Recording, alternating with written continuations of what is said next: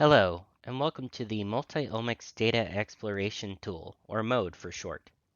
MODE is a web-based tool for interactive visualization of omics datasets. MODE uses a tool called trelliscope, which makes it easy to sort and filter large collections of plots to identify unique patterns in the data.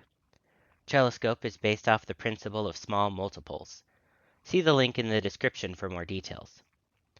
In a trelliscope display, various plot types for individual biomolecules or individual samples can be viewed by one or multiple at a time, and ultimately sorted and filtered by predefined values, metrics, or other information specific to the biomolecules. This allows a user to dynamically explore their data and more easily identify patterns, trends, or biomolecules of interest. There are two terms to learn in trelliscope. A panel is a specific plot. A meta is a single value that is associated with each panel. A meta can be a text value or a number.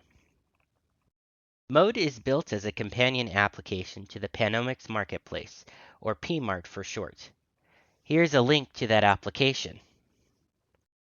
MODE can create interactive visualizations using just the expression or abundance data table, or you can optionally utilize sample information, such as experimental groups of interest, biomolecule information, such as lipid classes or genes associated with proteins, and even statistical analysis results.